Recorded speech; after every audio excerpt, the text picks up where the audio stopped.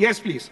माननीय श्री सर, यादव इस जी। Bill pay चर्चा के माध्यम से मैं इस देश के आम हवाई यात्री का दर्द आप सबके सामने रखना चाहूँगा। सर, वादा था कि हवाई चप्पल वालों को हवाई जहाज़ की सैर कराई जाएगी। आलम यह है सर कि बाटा कंपनी का जूता पहनने वाला भी आज हवाई जहाज़ की टिकट नहीं खरीद पा रहा है। Economy class is no more economical sir. मैं आज इस सदन में बहस पे आने से पहले अपने फ़ोन पर फ्लाइट के रेट चेक कर रहा था सर। अगर कल मुझे दिल्ली से बंबई जाना हो तो टिकट 14,000 रुपये की है, वन वे की सबसे सस्ती टिकट। दिल्ली से पटना जाना हो तो 12,000 रुपये की टिकट, दिल्ली से बैंगलोर जाना हो तो 16,000 रुपये की टिकट। और सर वो छोड़िए, संडे के दिन यानी कि परसों मैं अपने क्षेत्र पंजाब से दिल्ली आया, मोहाली एयरपोर्ट से, चंडीगढ़ एयरपोर्ट से मैंने फ़्लाइट ली और दिल्ली पहुंचा। उस फ्लाइट की टिकट 14,500 रुपये की थी। हम सांसदों को तो फ्लाइट की रीइंबर्समेंट मिल जाती है सर, आप उस आम नागरिक का सोचिए जो इस स्काई रॉकेटिंग एयर प्राइसेस से जूझ रहा है। और एक और दिलचस्प चीज़ है, एक ही सेक्टर की, एक ही दिन की सेम एयरलाइन जो अलग अलग समय पर उड़ती है उसके भी रेट अलग है। आपको सुबह 10 बजे दिल्ली से बंबई जाना, उस एयरलाइन से उस तारीख पे आपको एक रेट मिलता है। 2 बजे की दोपहर की टिकट लेते हैं उसी एयरलाइन पे, उसी दिन पे वो उससे दोगुनी हो जाती है। न जाने क्या लॉजिक है सर। हमें इस देश में एयर यात्रा को लग्जरी ट्रैवल नहीं बताना सर, आम ट्रैवल बनाना है जैसे कि ट्रेन का है। और सबसे बड़ी बात सर, इस देश में जहाज में उड़ना और जहाज में उड़ के अपनी मंजिल तक पहुंचना आज भी इस देश की बहुत बड़ी आबादी के लिए एक सपना है। अगर ट्रैवल की रफ्तार बढ़ेगी तभी इस देश की रफ्तार बढ़ेगी। सर, दूसरा दर्द जो इस देश का आम आदमी रोज उससे जूझ रहा है वो है over crowded airports.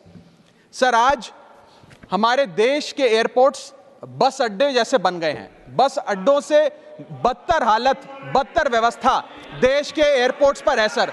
Sir, terminal 1 चले जाइए दिल्ली के, टर्मिनल 2 चले जाइए दिल्ली के, आप हालात देखिए। सिक्योरिटी लाइन से लेकर चेक इन लाइन तक लोग लाइनों में खड़े हैं और लाइनों में खड़े हैं और उसके बाद उनकी फ्लाइट भी इस चक्कर में मिस हो जाती है।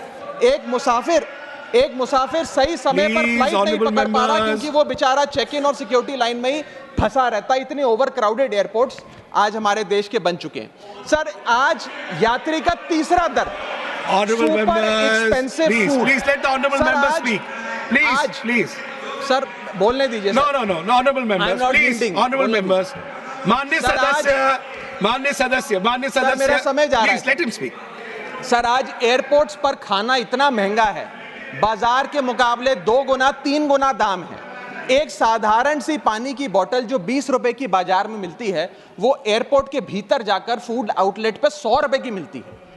आज यात्री जो इंतजार कर रहे हैं अपनी फ्लाइट का, वो पानी पीकर पेट भर रहा है कि कहीं 250 रुपए की चाय और 350 रुपए का समोसा ना खरीदना पड़ जाए। बताइए सर, एक आम आदमी एयरपोर्ट पर अपने जहाज का इंतजार करते हुए क्या एक चाय नहीं पी सकता? क्या इस पर कोई रेगुलेशन नहीं होना चाहिए? क्या कोई अफोर्डेबल कैंटीन का मैकेनिज्म नहीं होना चाहिए? चौथा दर्द जो आज इस देश के आम यात्री को सर सहन करना पड़ रहा है वो है पुअर कनेक्टिविटी। आज इस देश के कई टूरिज्म स्पॉट्स पे, कई फेमस शहरों तक जहाज की यात्रा नहीं पहुंचती, फ्लाइट्स नहीं पहुंचती, एयरपोर्ट नहीं पहुंचती। कई शहर, अधिकतर शहर ऐसे हैं जहां पर एयरपोर्ट्स नहीं हैं। इंसान को जहाज लेकर, जहाज से उतरकर कई घंटों का बस का और गाड़ी का सफर तय कर अपनी मंजिल पे पहुंचना पड़ता है सर। सरकार ने कहा कि मालदीव्स मत जाओ, लक्षद्वीप जाओ छुट्टी मनाने। मैं आपको आज का रेट बता रहा हूं सर, अगर आज मुझे दिल्ली से मालदीव जाना हो तो 17,000 रुपए की फ्लाइट है, लेकिन दिल्ली से लक्षद्वीप जाना हो तो 25,000 रुपए की फ्लाइट है सर। तो बताइए हम मालदीव जाएं कि लक्षद्वीप जाएं? सर, चौथा दर्द जो आज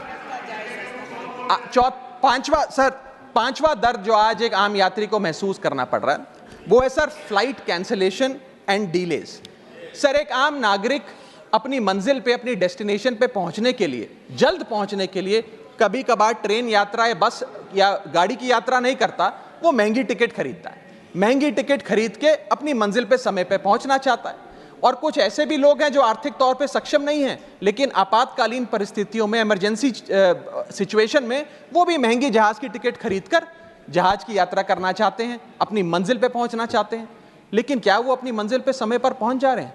निर्धारित समय से 3 से 4 घंटे लेट आज जहाज चलते हैं और खास तौर पे छोटे शहरों के जो एयरपोर्ट्स हैं वहां पर तो मैक्सिमम डिलेज देखे गए हैं सर 1 केजी अगर एक्सेस बैगेज हो जाए तो फ्लाइट आपसे हजारों रुपए का किराया वसूलती है, लेकिन कई घंटों के डिले के लिए क्या फ्लाइट हमें कॉम्पनसेट करती है? मैं आज माननीय मंत्री जी को कहना चाहूंगा कि कुछ ऐसा मैकेनिज्म बनाए कि हर घंटे के फ्लाइट के डिले के लिए एयरलाइन आम यात्री को कॉम्पनसेट करे, उसकी जेब में पैसा डाले। इसी के साथ साथ हर महीने एक चार्ट जारी होना चाहिए कि किस सेक्टर की कौन सी एयरलाइन ने कितने घंटे का डिले, किस सेक्टर की कौन सी एयरलाइन ने कितने घंटे का डिले यात्रियों को दिया। और इसी के साथ साथ सर छठा दर्द जो आज के भारत देश के आम यात्री को महसूस करना पड़ रहा है सर, वो है लैक ऑफ अफोर्डेबल ऑप्शंस। जो अभी मेरे साथी भी बात कर रहे थे कि इस देश में 90% एयर ट्रैवल 2 एयरलाइंस के पास है, 90% मार्केट शेयर 2 एयरलाइंस के पास है। यानी कि एक हमने कार्टेल क्रिएट कर दिया, डुओपोली क्रिएट कर दी, यानी कि वो मनचाहे दाम पे मनचाही सर्विसेज देंगे क्योंकि कोई कंपटीशन ही नहीं है, कोई प्रतिस्पर्धा नहीं है। Point of order. I'll have to take a point of order. One second. Bharat सरकार Point of order. Point of order. Yes. न जाने सर, मैं तो एयरलाइन का बोल रहा हूं तो भी पेट में दर्द हो रहा है। Point of order. Please. Thank you, honorable member. Thank you. Please continue. Sir इतनी विशाल जनसंख्या वाला हमारा देश है और इतनी विशाल जनसंख्या वाले देश में मात्र 2 ही कंपनियां हमारा पूरा एविएशन सेक्टर चला रही हैं। सर सरकार लाई एक स्कीम जिसका नाम था उड़ान, जिसका फुल फॉर्म है उड़े देश का आम नागरिक। पर कैसे उड़े? ना फ्लाइट के उड़ने के ऑप्शन है, ना अफोर्डेबल टिकट है, ना फ्लाइट सही समय पर चलती है, तो कहां उड़े, कैसे उड़े? और सबसे बड़ी बात सर, जब से ये उड़ान स्कीम आई है एक धारणा एविएशन सेक्टर में बनी हुई है कि जैसे ये स्कीम लागू हुई 2 एयरलाइन बंद हो गई, जेट एयरवेज और गो एयर, और तीसरी स्पाइस जेट बंद होने की कगार पे खड़ी है। तो अब लोग ये भी कहने लग गए हैं कि शायद उड़ान स्कीम एक बहुत बड़ा अपशगुन थी, और इसी के चलते आज हमारा देश का आम नागरिक प्लेन से वापस ट्रेन पे जा रहा है। सर मेरा 7वां दर्द बैगेज चार्जेस और बैगेज डिलेज। सर अगर आपका 1 केजी बैगेज ओवरवेट हो जाए तो हजारों रुपए एयरलाइन आपसे एक्सेस बैगेज के चार्जेस वसूल लेती है। यहां तक कि कुछ लोग अब अपना सामान एयरपोर्ट पर फेंक के चले जाते हैं बिकॉज उनके सामान में पड़ी वस्तुएं इतनी महंगी नहीं है जितना बैगेज चार्जेस एयरलाइन ले लेती हैं। और बैगेज के डिलेज देखिए सर, लंबा आपको इंतजार बैगेज बेल्ट पे करना पड़ता है कि कब हमारा बैग आएगा। जब स्क्रीन पर देखते हैं तो स्क्रीन पर लिखा आता है बैगेज ऑन बेल्ट, लेकिन बैगेज ऑन बेल्ट नहीं होता, सिर्फ 2-3 बिजनेस क्लास पैसेंजर्स का बैग आता है और न जाने कितने मिनट एक आम नागरिक को इंतजार करना पड़ता है इस एक्सेस डिले के लिए। या इसको एक स्टैंडर्डाइज करने के लिए कोई प्रोसीजर सरकार को बनाना चाहिए। सर मेरा 8वां दर्द मैं समाप्त कर रहा हूं सर 8वां दर्द heavy car parking charges eight airport. Sir आज आप एयरपोर्ट्स पर पार्किंग का ठेका किसी एक कंपनी को दे देते हैं और वो मनचाहे दाम वसूलती है। खास तौर पे छोटे एयरपोर्ट्स पे 200-250 रुपए प्रति घंटे की कार पार्किंग चार्जेस देनी पड़ते हैं। आज आप दिल्ली के एयरपोर्ट चले जाइए, 220 रुपए प्रति घंटा गाड़ी का चार्ज लगता है, और अगर आपने कोई कैब टैक्सी बुक कर ली तो उसका भी मोटा बिल आता है, क्योंकि वो टैक्सी वाला भी expensive car parking charges, airport charges अपने बिल में जोड़कर आपको देता है। सर ये था दर्द फ्लाइट में चढ़ने से लेकर फ्लाइट में उतरने का। मैं अंत में 4 पंक्तियां सुनाकर अपनी वाणी को विराम दूंगा, और आज इस देश के आम नागरिक, आम यात्री का दर्द इन पंक्तियों में आप तक पहुंचाने की कोशिश करूंगा।